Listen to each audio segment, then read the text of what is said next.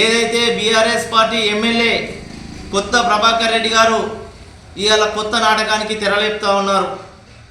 ఈ నియోజకవర్గంలో పిల్ల కాలువలు పూర్తి చేసి రైతులకు అందించాలని చెప్పేసి మాట్లాడుతూ ఉన్నారు. అయ్యా కొత్త ప్రభాకర్ రెడ్డి గారు, 10 సంవత్సరాలు ఎంపీగా ఉన్న మీరు మీ సోయి ఎక్కడ పోయింది?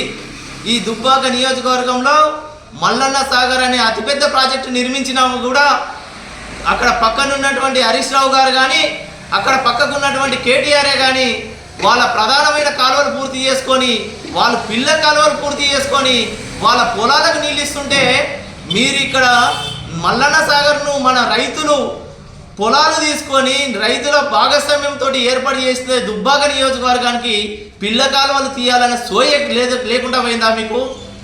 ఈరోజు కాంగ్రెస్ ప్రజాప్రభుత్వం వచ్చి ఇక్కడ నియోజకవర్గంలోని ప్రజలకు మా దుబ్బాక నియోజకవర్గం కాంగ్రెస్ పార్టీ ఇన్ఛార్జ్ చెరుకు శ్రీనివాసరెడ్డి గారు మంత్రులను కలుసుకుంటూ ఇక్కడ ప్రాంతం అభివృద్ధి చెందాలని చెప్పేసి వారికి విన్నవిస్తుంటే మీరు వచ్చి ఇలా పిల్ల కాలువల గురించి మాట్లాడుతున్నారే.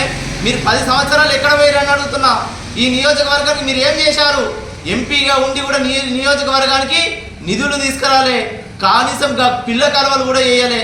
మీరు ఇవాళ పిల్ల కాలువలు చేయాలి అని పెద్ద పెద్ద పోటు మాటలు మాట్లాడుతున్నారే. మీరు ఒకసారి ఆత్మ పరిశీలన చేసుకోవాలని చెప్పేసి ఈ సందర్భంగా తెలియజేస్తాను. జై కాంగ్రెస్.